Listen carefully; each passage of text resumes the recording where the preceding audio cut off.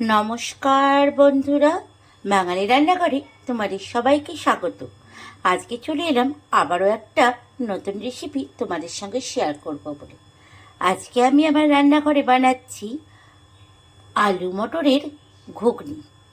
আর এর জন্য কী কী উপকরণ লাগছে চলো দেখে নিই।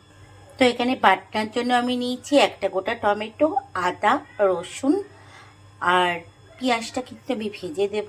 আর এখানে আমি 5টা কাঁচা লঙ্কা নিয়েছি লাল লাল। তো এবার আমি মটর আর আলুটাকে ভালো করে সিদ্ধ করে নিয়েছি, চলো তোমাদেরকে দেখিয়ে দিই। তো এখানে আমি আলু আর মটরটাকে সিদ্ধ করে নিয়েছি। এখানে আমি 3টে সিটি মেরেছি। আর দেখো মটরগুলো কত সুন্দর সিদ্ধ হয়েছে। মটরে ঘুগনিতে মটর একটু গলা গলা না হলে কিন্তু হয় না, দেখতেই পাচ্ছ মটরগুলো বেশ ভালো সিদ্ধ হয়েছে, বেশি গলেও নি আবার শক্তও নেই। তো এবার আমি কড়াইয়ের মধ্যে তেল চাপাবো। তো এখানে আমি কড়াই বসিয়ে দিয়েছি, এবার আমি সর্ষের তেল দেব। তেলটা গরম হয়ে গেলে প্রথমে পেঁয়াজগুলোকে একটু লাল লাল করে ভেজে নেব।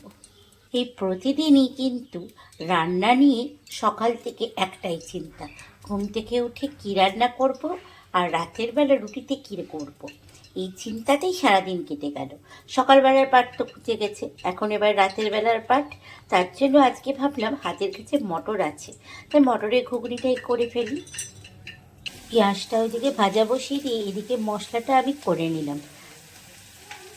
পেঁয়াজটা এখানে আমার লাল করে ভাজা হয়ে গেছে। এবারে আমি বেটে রাখা মশলাটা এর মধ্যে দিয়ে ভালো করে কষাবো। এবার মশলাটাকে ভালো করে কষাবো। এবার আমি এর মধ্যে স্বাদ মতো লবণ, হলুদ আর অল্প একটু কাশ্মীরি লঙ্কার গুঁড়ো দেব।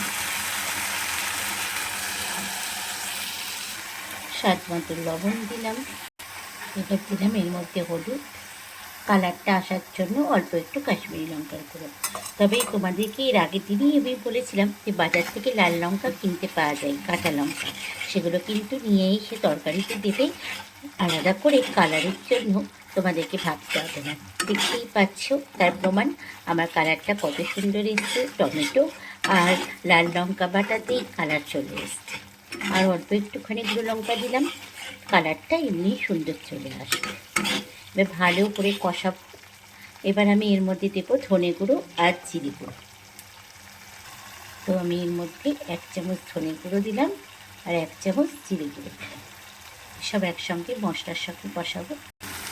তো এখানে দেখো মশলা থেকে তেল ছাড়তে শুরু করেছে আমার। এবার আমার সিদ্ধ করা মটর আর আলু এর মধ্যে দিয়ে দিই।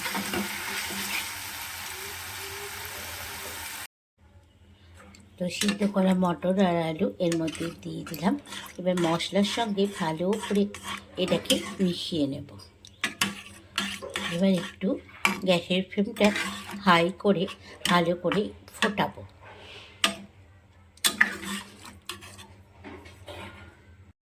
তো এখানে ঝোলটা ভালো মতো ফুটতে শুরু করেছে।